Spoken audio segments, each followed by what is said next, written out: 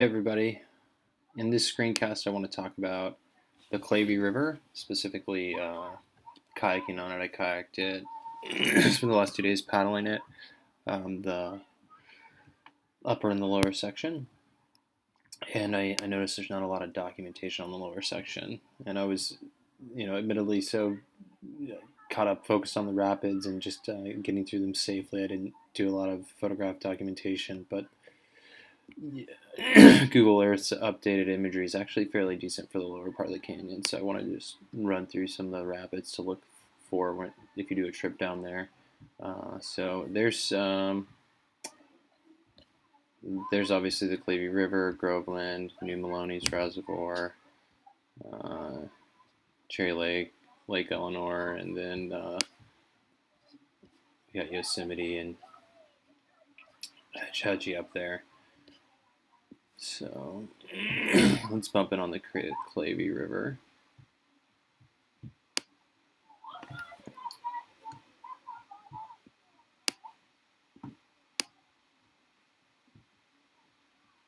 So the put in is slightly above Reed Creek, and one thing to note is that the gauge when you're looking at the Clavey, there's also Cottonwood Creek that comes in um, from this road right here, from this bridge. The flow, and you're looking at photographs that have been posted on, say, the Wet State, Daniel Brazel's photo. Um, it's not super representative of flow because you have Cottonwood Creek coming in, adding quite a bit of flow, and Reed Creek, especially in a spring like this where we had such a large snowpack. The other thing to note is that this road right now is closed through approximately 3 miles. We parked 3 miles away, so you have to hike downhill on this road for 3 miles to access it, which is still worth it. So that's the upper section. I'm not going to spend much time in there because I think Daniel Brazel's write-up's really good and definitive, and it's pretty beautiful. Class 4, couple 5s, and you can see that it didn't get severely burned in the rim fire, which is pretty astonishing. You can see some of these other areas of big burn. Let's zoom in more. And I want to say this section is 17 miles. So this is the bridge for the start of the lower, and this road's also closed right now. So if you're doing this section, it really makes sense to do it as a two-day overnight. If you've never been and you don't have a guide, I would consider 3 days, just so you don't have to rush. So below this bridge, things pick up quickly. We had lunch on this piece of granite right here, and our first day. And the character of the river changes pretty dramatically. It becomes like almost Cherry Creek of the Tuolumne, much more Boulder Garden bedrock drops than just bedrock like the upper section. And you can see these in this photo. So this network of Boulder Garden drops feels pretty class 5 plus. They're just, you can see how long these boulder fields are and at higher flows, which we had. You're really committed in the rapids. You can see some more bedrock in here. Great rapids though overall. This imagery is too shadowy, so I'll just skip over it. But again, you can see some more big drops coming in. And while this section is pool drop in nature, it's just rapid after rapid after rapid, most of which are class 4 or 5. Some of which are I would say 5 plus, honestly. Here's another really long Boulder Garden drop. Maybe that's the one I remember as being a bit more like 5 plus. And we had Alan. Fortunately, he's been down a few times, and we were just following him through this boulder field maze, catching eddies behind boulders so we could, just taking it one move at a time. Got more shadows here.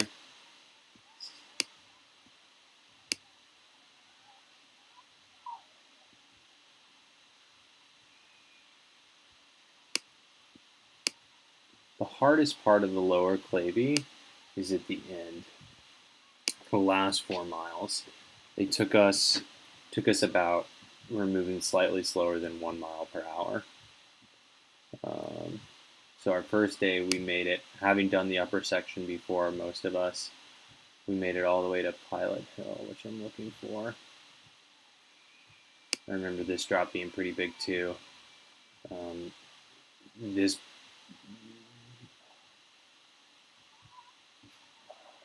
I want to say we slid over one of this huge boulder. I want to say we slid down it, but it's hard to say.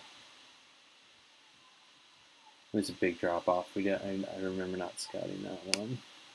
Josh flipped a couple times in it.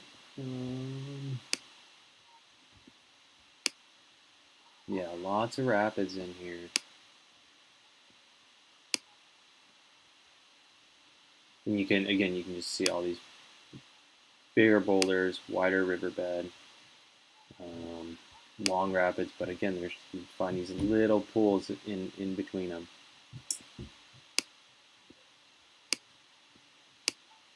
So expect to be scouting a lot of these. They have steep horizon lines. There's Bull Meadow Creek.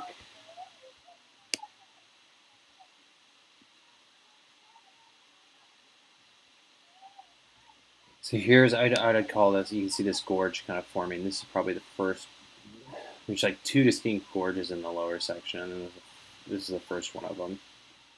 And they're both very challenging because it's just hard to scout the drops. There's steep horizon lines. Unfortunately, again, we're looking at cloudy imagery here.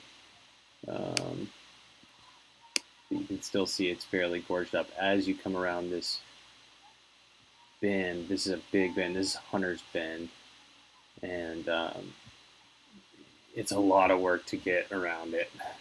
You can see the moraine of drops, and by this time we were pretty tired. I just felt exhausted, just like, oh gosh, huge rapid after huge rapid. All these boulder gardens made really big rapids, one after another. They're just endless, and we're just trying to be efficient and get through them. I remember portaging this one it was just too big, so we portaged it. There actually is some bedrock there on the left. We were able to portage down, put in and run the lower section. So yeah, the name of the game was lots of scouting, lots of portaging, slow movement in this lower section, getting around Hunter's Bend. I remember scouting that. And let me zoom out a little bit more.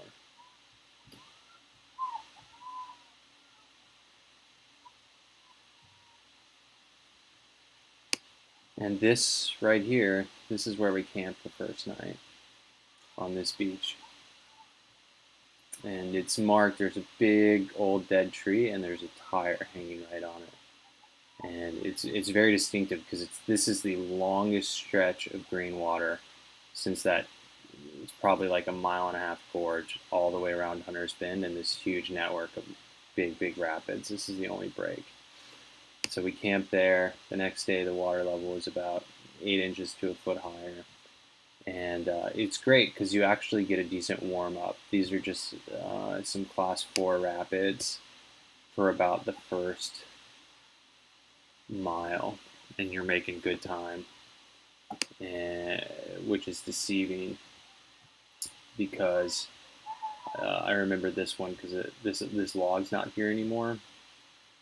Was telling us about this. This kind of becomes a boxed-in hole, and this is where it starts to gorge up again, and you get to this final crux. And so I bet it took us 20 minutes to get to here, and then about 4 hours to do. It's probably 3.5 miles from here, maybe 3 miles from here to the confluence.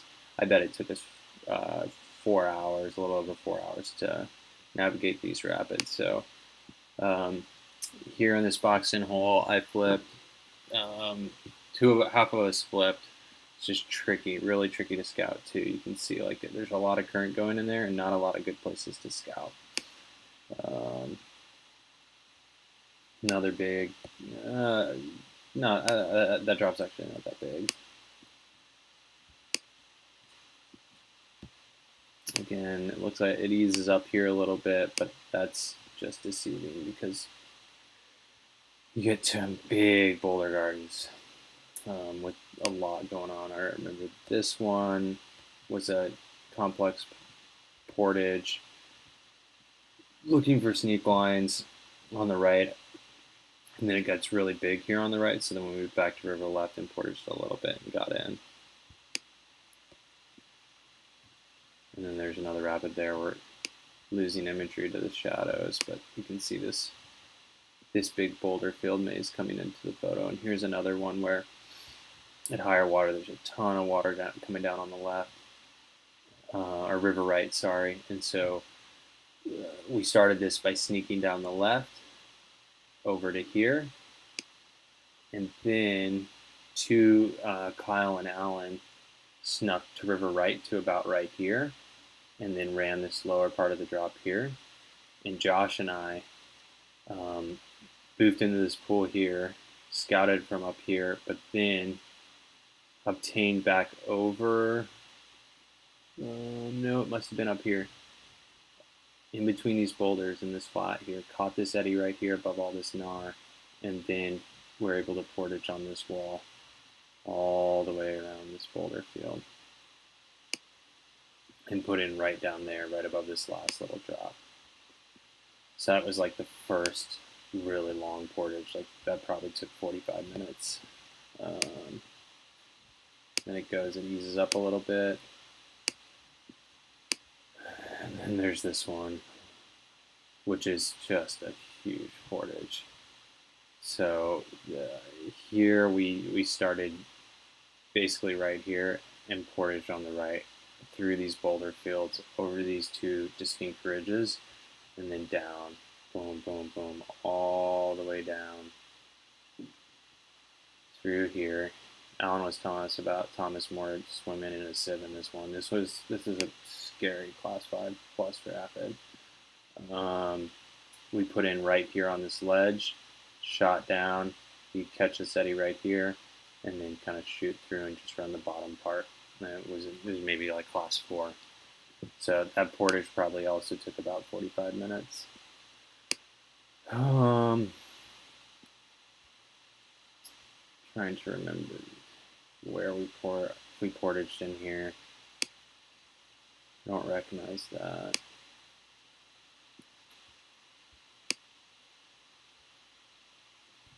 You can see these big rapids continue.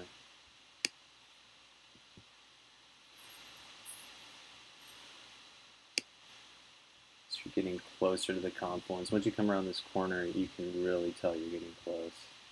But there's just big scouts and big portages all the way through here. This sequence of big rapids is just scouting and portaging all the way through here, and it takes a long, long time. The imagery is not good enough to give really good specifics.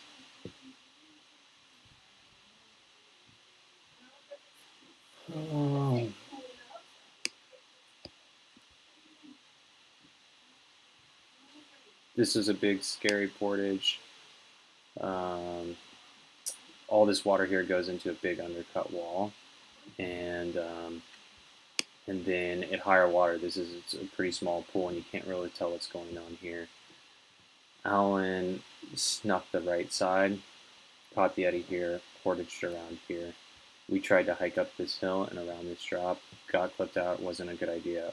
So we did the same thing. We ferried from here over to here, snuck left, caught the eddy down here, and then hiked up and around this drop.